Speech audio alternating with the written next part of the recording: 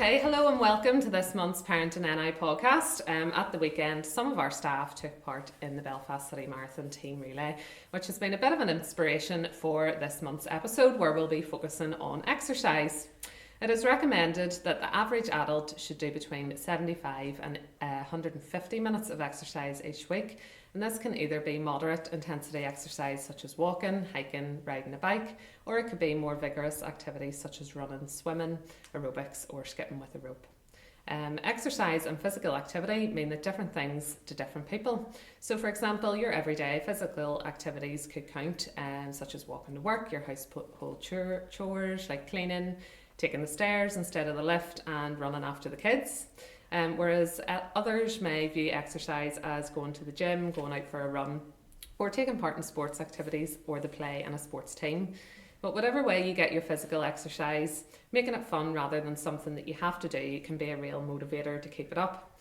And today I am in Strabane in St Mary's Primary School with our Families Together project, and we're going to talk a little bit about the walking group that they've set up here. Okay, my name's Claire and I am the Families Together key worker here in Strabane. So we have a walking group set up here in St Mary's Primary School on a Thursday morning, and we start at about 9-10 a.m. in the morning, and we go for various lengths of walks from 5k sometimes till 9k, depending on the humour and depending on how far we're able to go that day. And we have fun, we have laughter, we also sometimes have tears, but it's always guaranteed that we feel better after having our walk. My name's Margaret. I joined the walking club. I'm one of the golden oldies in it. I have to say, it's like throw your troubles to the wind. You go out there, you feel the wind in your face, you let go of all your stresses and troubles. It's very good for the mind, body, soul, never mind the figure. I thoroughly enjoy it. I look forward to meeting up with the girls. It's like our own private counselling session. Love it, and long may it continue. My name is Anne and I'm also one of the golden oldies. Me and my sidekick here, we go every week and we actually continued.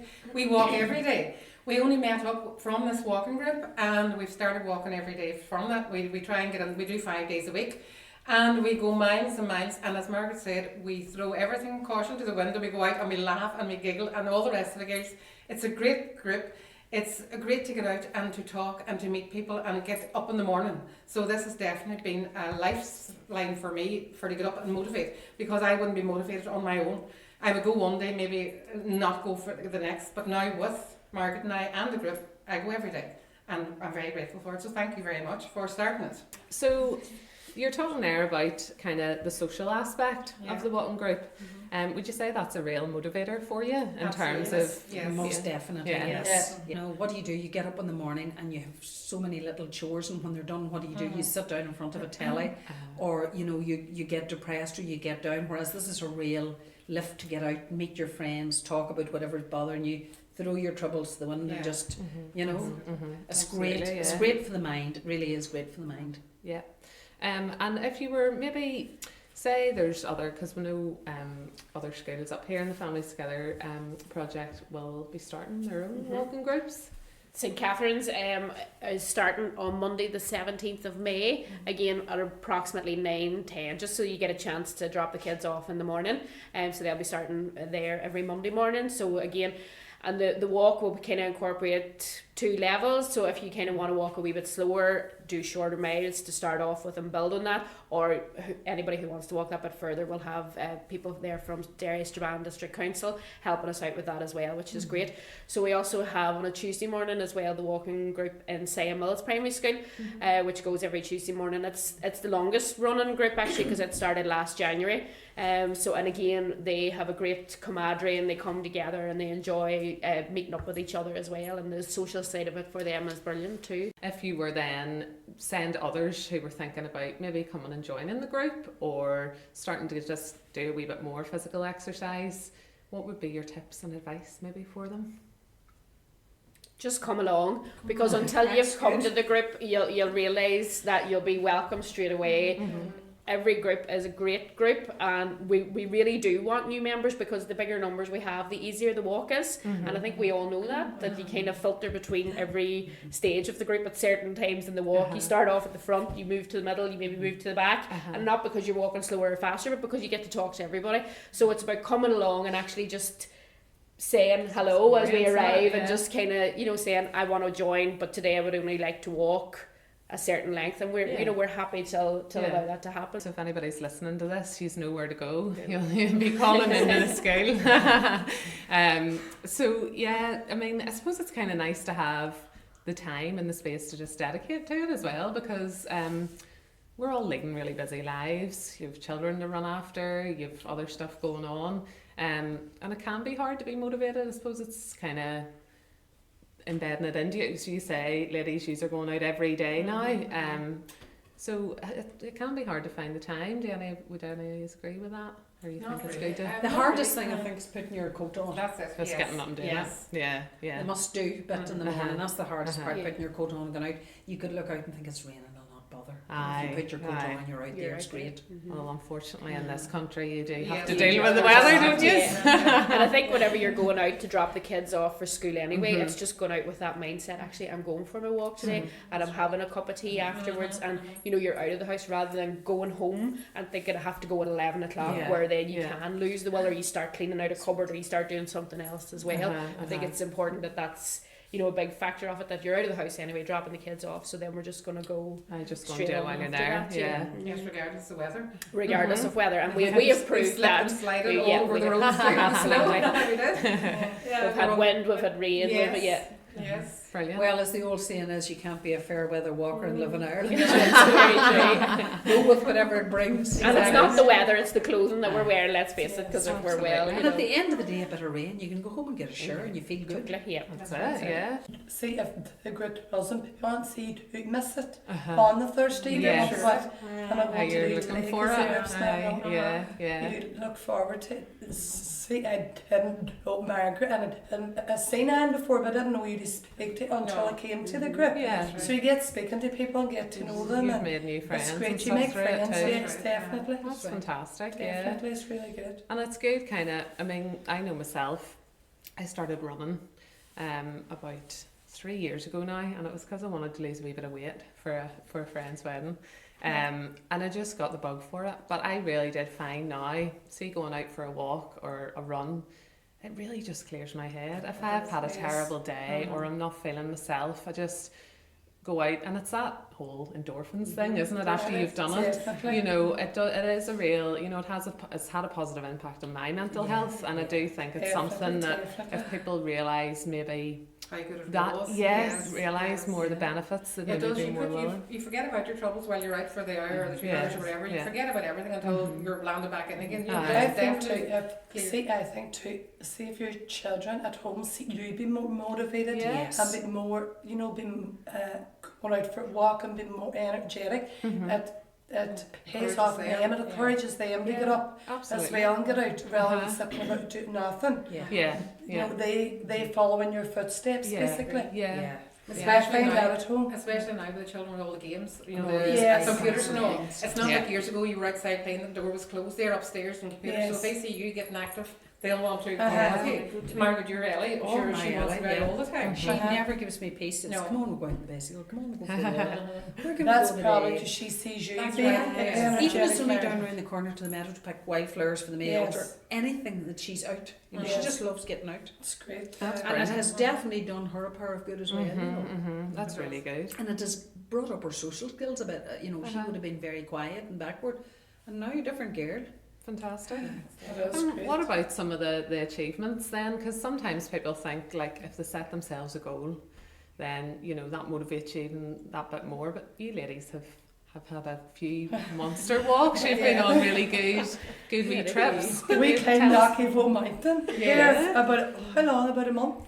Must be a A month ago we climbed Knockyville, which was really good. That was, That was yeah. great achievements for Some a lot achievement of people. that- Yeah, absolutely. Because I've never been there, I've lived in Strabane all my life, and I've never been to Knockyville, and they never have walked it. It's funny, Yeah, that's it's it. fun. And our group is all different shapes, sizes, ages. You know, we all vary from maybe 30 to 60-year-olds. So Yeah, there's a lot yeah. of the whole group completed it, which was a great Me and Margaret's in the achievement. middle, we're just about 40. A great achievement for everyone, I think, that they all Yeah, completed definitely. that. And a great Fantastic. picnic at the top. They had packed the most Absolutely. amazing picnics. Me and Connor landed and they all had cool bags. They all had rucksacks full of food. So when we got to the top of the mountain, it was like a feast for all at the top of the mountain. I think we didn't realise what the knock of time was like. And we also have booked now to go to get some reflexology done as a group, just ourselves Brilliant. privately. We've become very good friends, so we have booked to go to different things, and we go out for lunch. We would go out for our dinner evenings, some evenings together. So we have achieved a lot more than just walking. Yeah, the social Good. aspect of it has been brilliant because, Yes. as Anne said, she's in Strabane, didn't know me, I didn't know her, didn't know the girls. We now, you know, if something happens, you have someone to call on. Yeah. You know, I can ring some of my friends. Yeah, like, you know. that's brilliant. That's really good. So it's We not went just to the physical Inspirational aspect. as well. We did. And Really. we done a great walking in China. It was absolutely beautiful, and it was October time. Yeah. And the day was fabulous. We had a lovely stay. It was a great day. We went, Yes, we that went for was lunch beautiful. afterwards. Then it was a really good walk. It was We're lovely. let's going again on Tuesday Yes. on a wee bus trip as well. So I think we're all looking really forward to that. Yes. Brilliant. Poison Glen. We're going to Poison Glen, Poison yeah. Glen. Yeah. And do we remember the day that Connor, our walk leader, got us lost? How many miles did we walk that day, wow. guys? 20-odd thousand steps, I remember. What was it? It was 11? 12k, was it 12 or 12K, 13k? I wasn't there. That day. He took us the wrong road and it was a walk. He got lost. We yes. literally But landed. we had the best day. The weather was fantastic. It was gorgeous. He was very good, but he sent for water. He did. He went for There you reinforcements go. and brought us He- all water back then. So You it was had very your good. back anyway, Yes, and there you yes. go. But it was a great walk, and how good did we all feel after it? Oh, We you know, we came back and we were like, oh my god, that was a serious long walk. But Mm-hmm. the sense of achievement of knowing actually my We could body do was it. able to do that, Yeah. you know, was It's such a fantastic. brilliant Like, feeling. yeah, Too easy definitely was. once the crack was there, like, and Yeah, you enjoyed the that's crack, it. You don't even know you're going No. so far. No. You don't realise it. No, because you're enjoying I think everything. that's going everything on and else you're just going right. walking. And that's Yeah. why bigger numbers means you benefit would of the be, group, you know, yes. that's how good Benefit that would be for it. because it would just mean that you can't float between different people, That's having a wee right. chat and a catch up. And how many problems have we solved by walking? Because yeah. a problem shared Yes. is, you know, it's a Some problem people half the say time. that. And we really have, like, you know, it's. And you maybe leave the house that morning thinking, no, I can't see any way around this. How am I going to get through it? And just by talking to someone and hearing someone else's perspective on it gives you that opportunity to take a step back from it and think, actually, yeah, I could It's try not it this that way, or bad, I could, yeah. you know. Yeah. And it is nice to be able to kind of do that as you're walking, and you're not having to sit in a group staring at one another. Yes. We're looking Yeah. forward, we're walking straight ahead, so you're not having to keep direct eye contact with someone. So it's really nice that way that you can kind of have a conversation, you know, as you're walking along too. That's right. So It definitely is. It's definitely great. And there's an awful lot of slagging goes on. You have to have a good strong back. Nobody No knows more who's gonna strong be next. backs. Plenty of banter anyway. Yeah. Definitely the walk leaders, they tend to get it. That's right. I yes. never would have heard her spoke. Would I, from when I started No, here? very When quick. I started, I would have been in a wee corner and wouldn't have spoke to anybody. But it's great now, Lord, and I look forward to me Thursday. Just love it. But now you definitely have from we started all together. We're all like our own wee family group. Yeah. Yeah.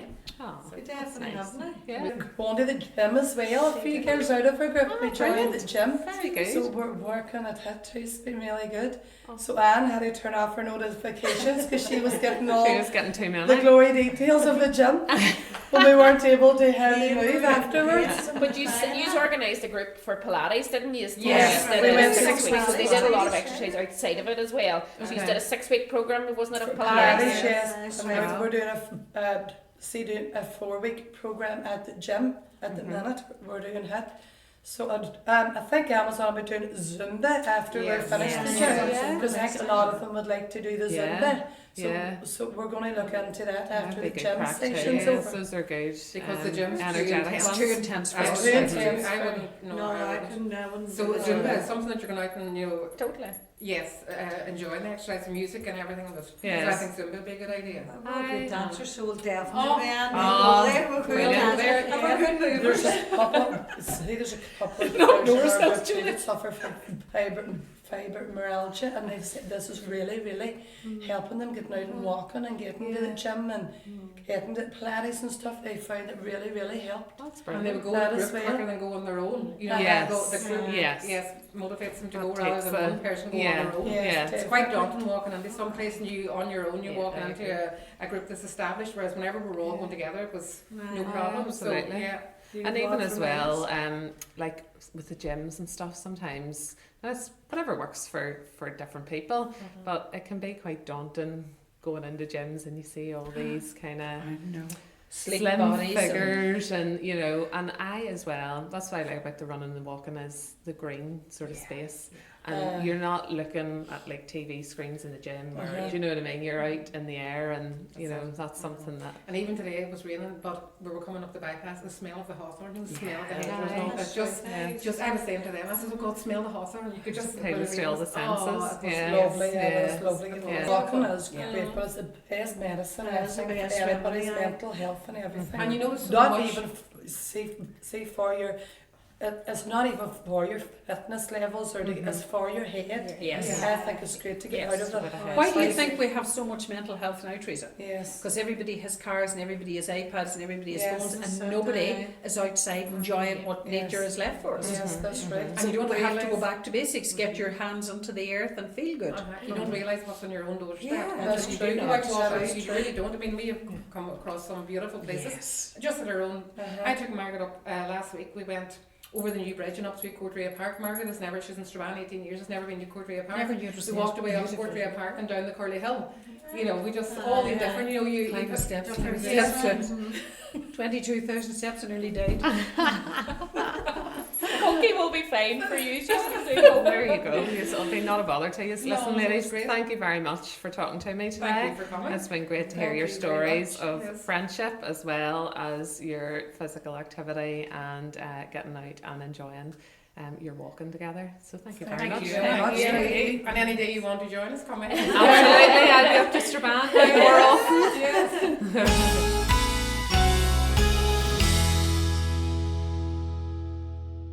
We had Lauren Walls on the podcast last month, and now we have her husband, Thomas Walls. How are you, Thomas? I'm great, Emma. Thank you. And you? Yeah, brilliant, thanks. So Thomas is here today. We're going to talk a bit more about exercise. And Thomas has his own personal journey, which is rather inspiring with exercise. Do you want to tell us a wee bit about yourself first, Thomas, what you do, and then maybe tell us about your own journey you've had? Yeah, no worries, Emma. Currently, I work in Grosvenor Community Centre in the Lower Falls, and primarily I develop health and wellbeing programs specifically for females to give them a place where they can feel comfortable to go and exercise. Not only just exercise, but have a social aspect to it as well. So that's a main part of my work. My background though is in youth work, so that's what initially I started working in Grosvenor as a youth worker, doing multiple programs for about 12 years with young people, and that's how the program evolved into now working with I say more senior women. The initiative initially was a young person's program looking at lifestyle changes and how we kind of adapt those lifestyle changes, not just for a short period of time but for the rest of your life. And it was to do with initially working with the young people, but what kind of came to fruition very early was that it doesn't matter the messages that you're trying to reinforce with young people. If the parents aren't on board with it as well, the message then becomes disconnected and it almost becomes diluted and watered down for the young person to try and instill these messages in a household where their parents might necessarily be on the same page. So the program naturally evolved then to start incorporating parents, particularly mothers. So it was initially 10 young women and 10 parents, and then the program kind of just took a life of its own where people started bringing friends and they brought friends and it became a word of mouth program to the point where I've never exercised or kind of promoted this initiative because it isn't about making money. As I said there at the very start, Emma, it's about giving women a space to come and exercise and not feel judged and not feel kind of too uncomfortable. Yeah. So they are.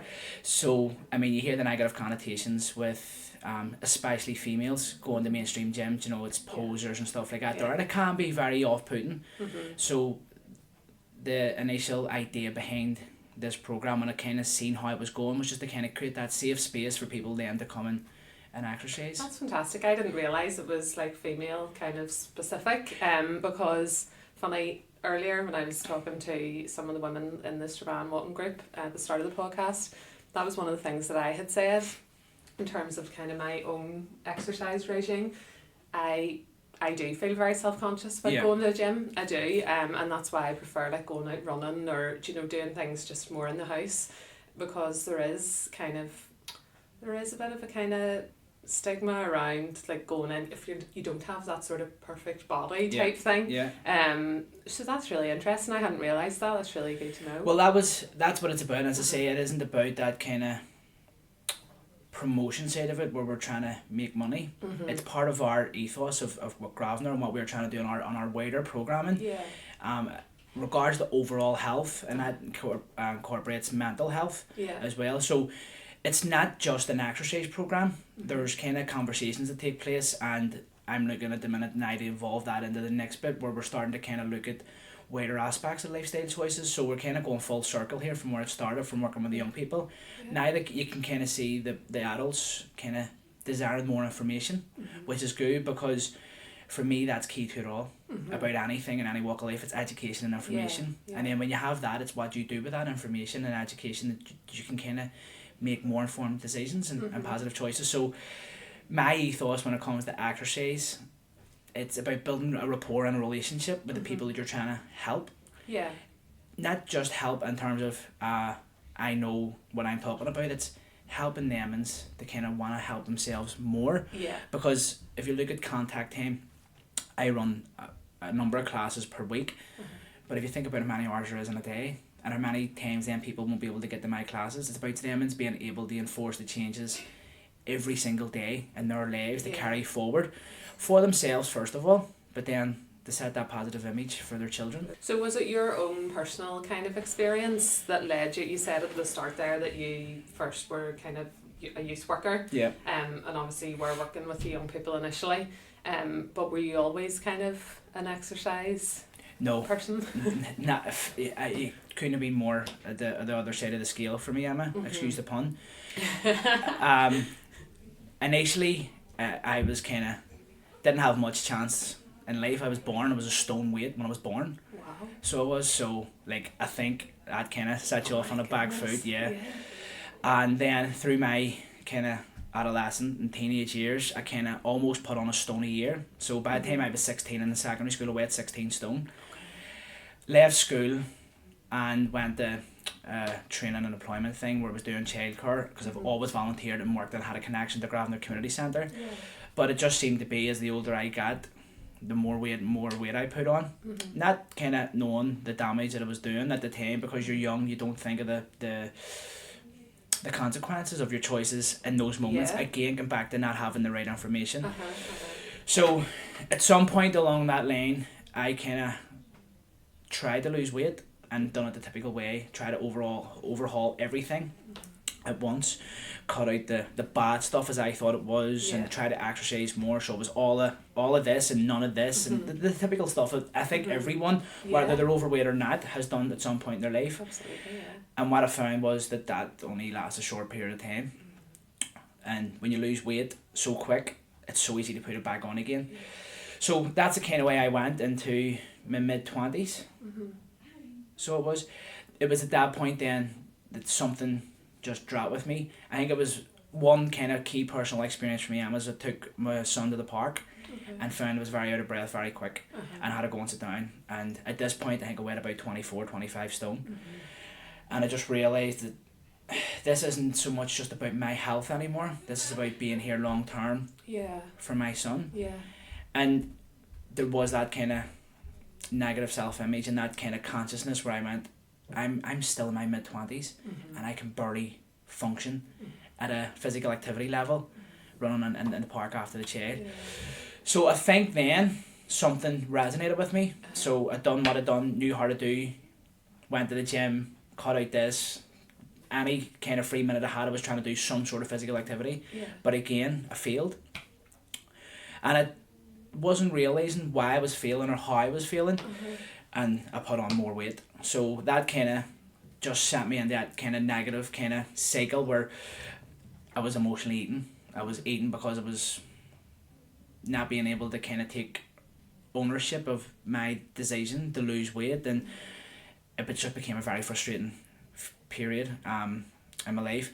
I was going to university and stuff through that there period, working and stuff, you know, so I always found an excuse to kind of always put it in the back burner, as we do. Yeah, absolutely. So what happened for me was that I could never escape that thought of that kind of visual image that stuck with me, and being in the park that day with KT and not being able to kind of engage with him the way he wanted me to. Yeah. So that kind of was always the kind of foundation on which my motivation was built upon. And it wasn't about me trying to look better or anything like that. It was about me being there for him. Yeah. So without kind of sounding egotistical, I'm not a kind of stupid person. I'm an avid learner. Yeah. The messages that I was kind of giving young people, well, I was being a hypocrite because I wasn't following them myself. When I was working with young people, it was all about giving them the right information to make the right choices at the right times, so that if there are consequences to deal with, they can trace that back to a decision and they can go, well, no, I own that because I consciously made that, so the consequences you're better equipped to deal with. Yeah. I wasn't doing that myself, and finding every excuse under the sun to not do that there. So I went to the local healthy living centre and kind of made a bargain with them, if they put me through my exercise qualifications, that I would promise them a good news story. So it kind of, once I said that out loud, I was like, right, I can't go back in this, because everything I had done to that point was a personal level. I never spoke it out loud. It was always into myself. So if I failed, I only had to myself to deal with. This time round, it was like, I've said this out loud, I can't go back in this. So this was about 12 years ago, and the reason to know that was because it was the year me and Lauren had decided to get married. So on the November of that year, I weighed myself and I was 29.5 stone. And I said to myself, right, I'm going to enjoy Christmas. I'm going to have one kind of final thing, and the usual, I'm going to start Monday. I'm going to start Monday. So yeah, I'll wait till Monday comes and then I'll change everything. But for me, something felt different. Something felt kind of more switched on in my brain, and because I think I had said it out loud, and I couldn't go back on because there was fear of failure in that then. And not just in myself, but I'd talk to these people who says yes, they would find the funding for me to go and do these qualifications as long as I paid that back in return.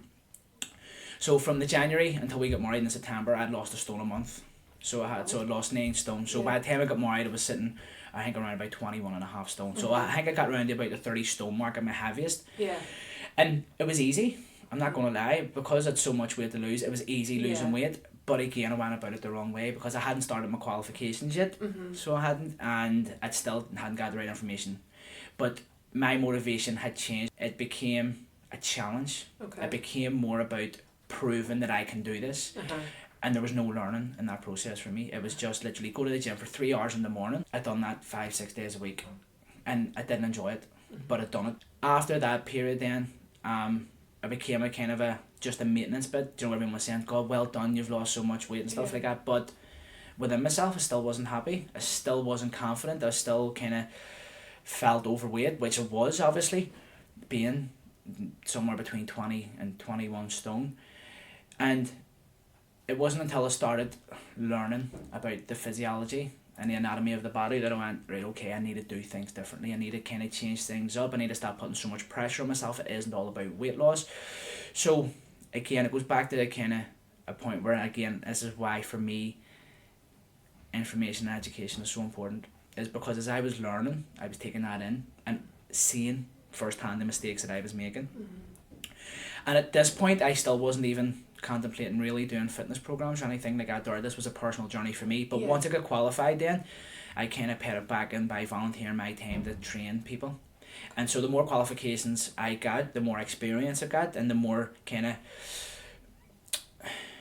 different type of people I was able to train. So I'd done a GP referral course, which enabled me to kind of work with people who really needed help. People with maybe rheumatoid arthritis, blood pressure issues, some people with Down syndrome.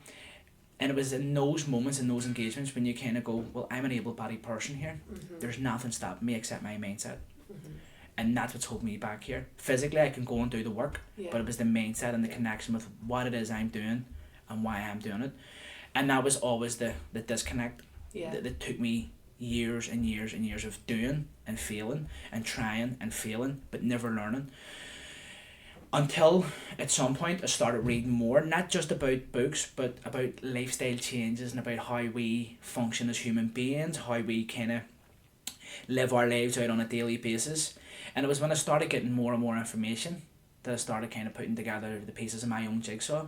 And then the penny just dropped that this isn't a definite process, it's an infinite process. This is for me for the rest of my life. So the pressure that I put myself on a day and daily basis, well, that's okay, but you have to take some of that pressure off to try and enjoy the experience, to kind of understand why it is you're doing and what you're doing it for, and kind of just taking almost a snapshot of the bigger picture, and then breaking that down into kind of smaller portions.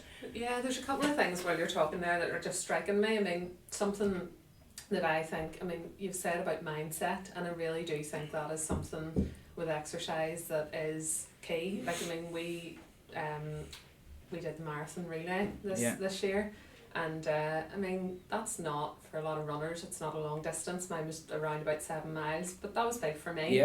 And I find with running, it is a real mindset thing. It's not really, you are physically able to do it, your body can do it, but if you go out for a run and you're not in the right mindset, you're not going to run that 7 miles. You'll give up after 2, or you know. For me, one of the kind of key things is what I try and tell the people that I train or train with is your body will never go where your mind doesn't let it.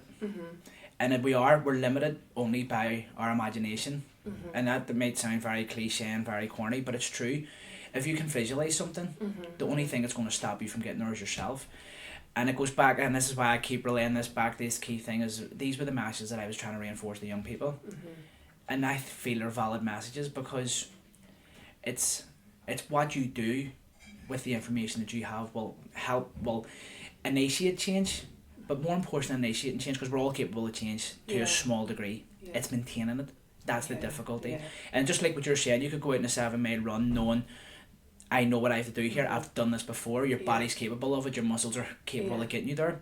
But if your mindset isn't switched on, if you're stressed about work, stressed about stuff in the house, you'll find that disconnect between your brain and your body, and you'll switch off. Your mind will go elsewhere, and all of a sudden you'll find that you're not in the moment, you're not in the zone to kind of go and do it, and you'll find a reason to stop.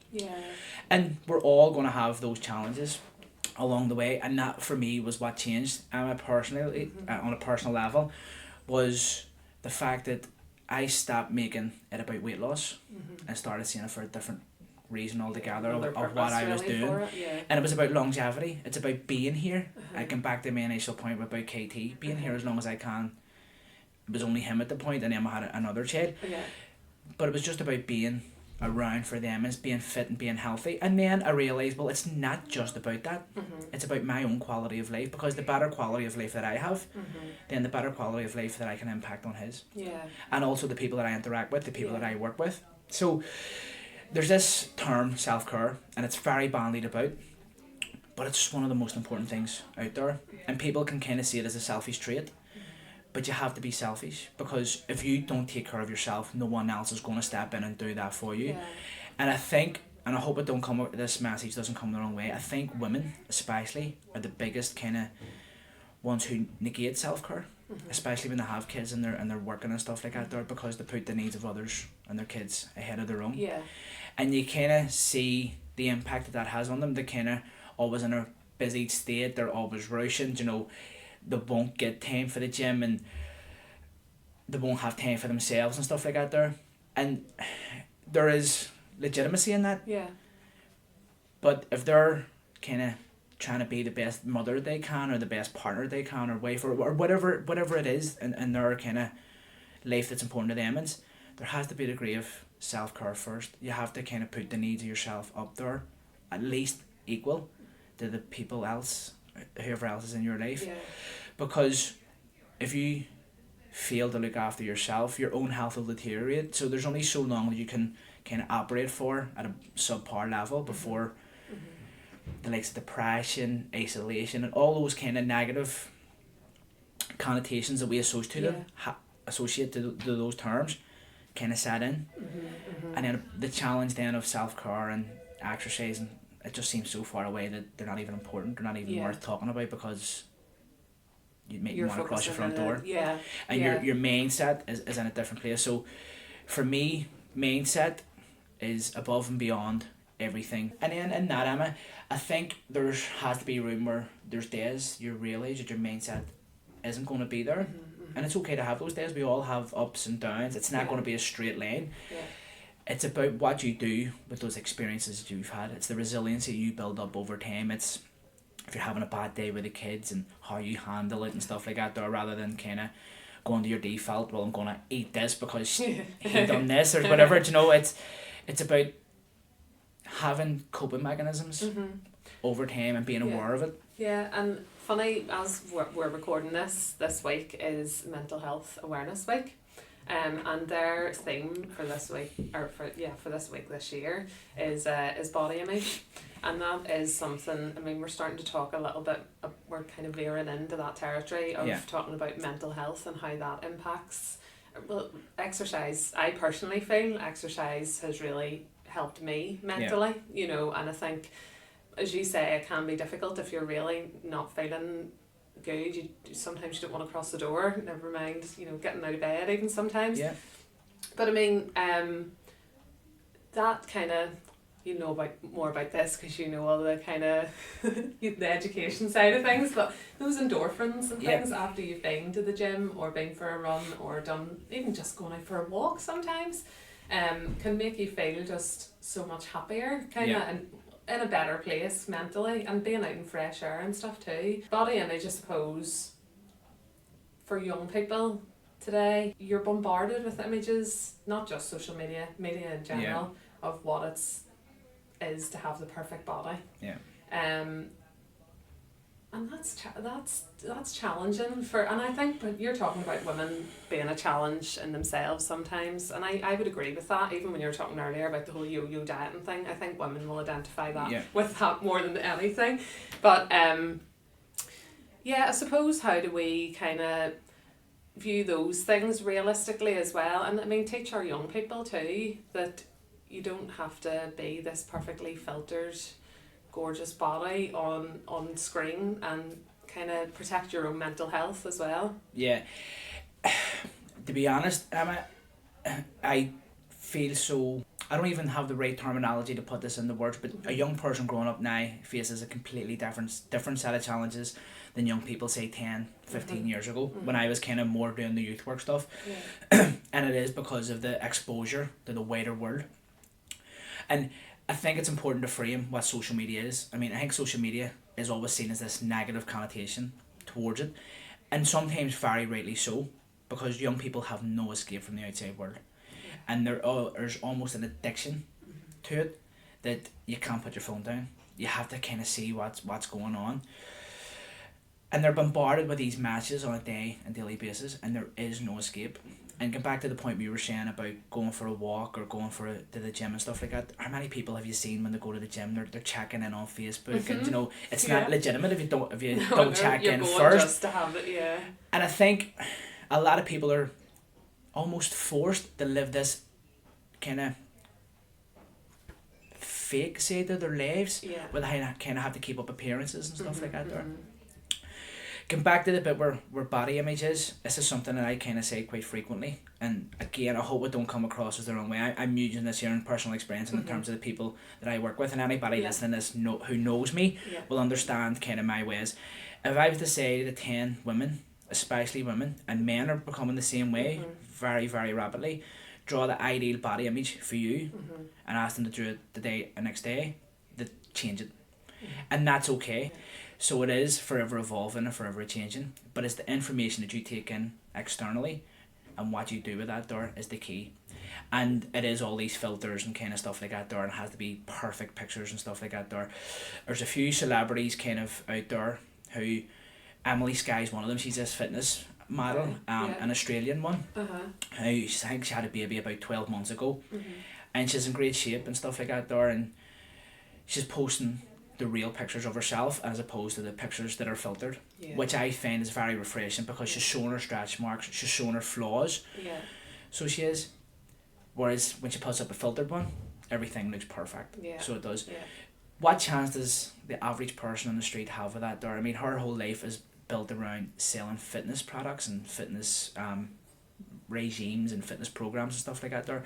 So it would be easier for her to do the whole filtered bit and go, look how fantastic I am. I had a baby 12 months ago or something, and look at my body now. It's a fantastic shape. If I can do this, then you can do that there. If we talk about an average person on the street who's maybe working a 9 to 5 or different shifts and stuff like that there, and has 2-3 different kids and has maybe 1 or 2 hours to spare a week, and they're looking at this woman who's able to achieve this here success in a manner that is quicker than normal for most people, they have no chance, because there's that pressure then to go, well, I want to look like this and I want to look like this, and why can't I be like this? I think I'm going to caveat this with that, Emma, is that everyone has to take a degree of personal accountability and personal responsibility. Yes, we're always going to compare ourselves to others. Just by nature, that's who we are. And it goes back then to relationships that we keep. And are those relationships that we have in our lives a positive influence or a negative influence? For me, what I see and what I observe from a lot of people is that social media has a negative influence on a lot of people, and we don't use it for the positive mechanisms in which it was designed for initially. Yeah. And that's unfortunate, but that's human error. What it's doing internally to people, and I think going back to the bit where you said about Mental Health Awareness Week, it has that kind of constant drip effect on your mental health. Yeah. And on that topic of mental health, I think it's a very taboo subject, so it is, and I think a lot of people don't like to admit that they're struggling, so they don't. And there's a load of campaigns, it's okay not to be okay, and it's okay to talk and stuff like that, which are all fantastic pieces of work. But it's sporadic. It's that having that drip effect on someone personally, and the kind of that negative image is constantly being reinforced on a day and daily basis, and there is no escape from it, because we won't put our phones down, we won't shut that off, we won't protect ourselves from it, because we need to know. There's that desire to want to know, to see what the person down the street's doing, rather than walk down and call and ask them how they are. You'd go on Facebook, and I think that's kind of an unfortunate thing, but it's that relationship that you have with those factors. How often do you really take time to assess how you're feeling on a day and daily basis? We're always too busy, and I do that during inverted commas. We don't have time for this and we don't have time for that, but the 24 hours that we have today was the same 24 hours that we had 10 years ago. It's we decide to do different things with it now, and if you totaled up the amount of time you just spent on your phone, I'm pretty sure it would equate to more than a few hours a day. So it would, but we're oblivious to this, but we don't realise the kind of fog or the haze that we kind of go into once we tap onto your phone. I mean, you could be on it for half an hour without even realising. But that could be a 30-minute walk. Where you're going to feel better, where you're going to feel more refreshed, more aware of your surroundings, more connected to yourself, connected to your partner, whoever you're going out to walk with or going to the gym with. But no, we find it a necessity to get on our phones, to isolate ourselves. And this is a kind of question that I started asking myself and then people I work with and doing different programs, because it isn't just about exercise and lifestyles that I do, it's about kind of working with parents as well and kids. Is how many times have you found yourself where your child's trying to, and I'm guilty of this, so it's not saying I'm fantastic, when they're talking to you, you're texting, or you're on your phone, or you're checking an email, or you're checking Instagram, or whatever social media platform you engage in, and your child's trying to talk to you. We all do it, or someone's trying to talk to you in the office and stuff like that there. And it's just kind of falling into that it's like a societal mindset we've all got into now. I mean, even when you think you're talking there about this want to be on our phones all the time or on tablet, looking at screens. You know, when I think about like when I was a child, you wouldn't have had that time. You'd have been out playing in the street. You'd have been out on your bike. I suppose that's something that we could maybe discuss now about around tips for parents. You know, say parents want to get more active with their children, and maybe to combat some of that negativity around body image and stuff that young people are bombarded with now. Would you have any sort of tips or advice for parents around that kind of stuff? It's unique and individual to everyone. As human beings, we create patterns. If you think about the animal kingdom, kind of cubs who stay with their parents for a while learn from them, is because they see by doing, and that's how they learn to survive. We're exactly the same. We're no different. We learn patterns and pick up traits. So one is awareness. It's the awareness of what image that you're portraying as a parent, what messages, and what type of role model and person that you are for your children. You're your child's primary educator. So that's the first bit, is awareness. The second bit then is linking that awareness into the patterns that you create and understanding the impact that they have on you as a person individually, and then your wider family unit. I always kind of use my own personal experience when I lived with my mum growing up, being a teenager.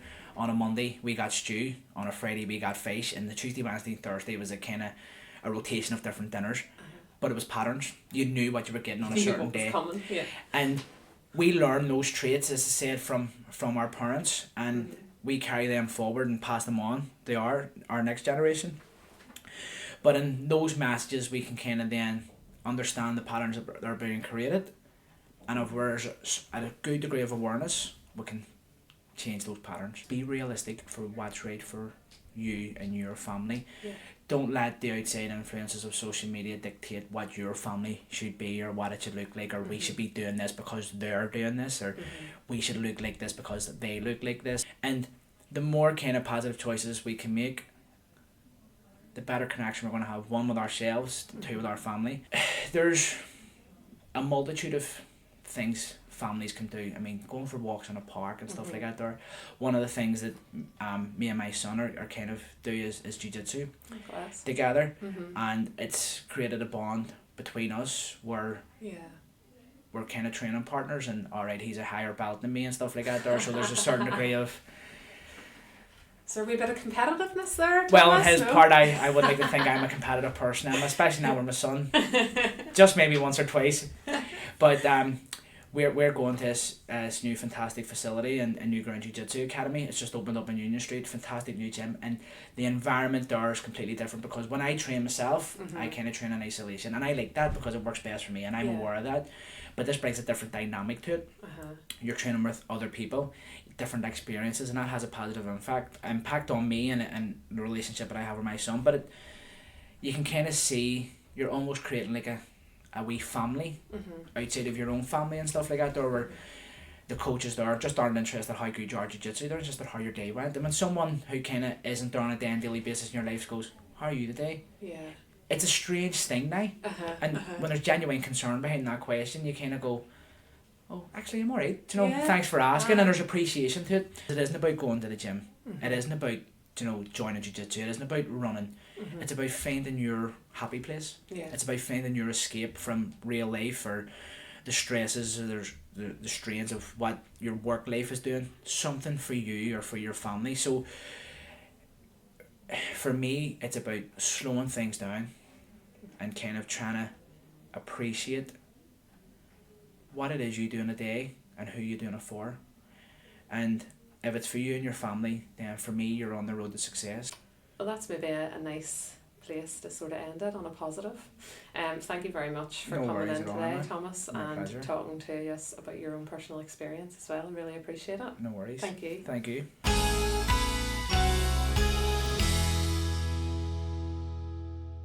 Okay, folks, so there we go. A bit of a longer episode from us this time round, but hopefully you'll have enjoyed hearing the stories on this month's podcast. I personally really enjoyed spending time with both Thomas and the ladies from St Mary's Walking Group up in Strabane. We'd like to thank them for giving of their time so freely, and for being willing to share their own personal journeys with exercise, and in some instances talking about their mental health as well, which is just fantastic to have that openness there. We really appreciate it. And yeah, we'll be back next month again. June is going to be all about dads, because we've got Father's Day coming up on the 16th of June. So get your cards and your gifts prepped for that. Yeah, we'll have a special episode going out on the 16th of June, all about dads. So you can look forward to that. And in the meantime, if you would continue to support us with the podcast, that would be fantastic.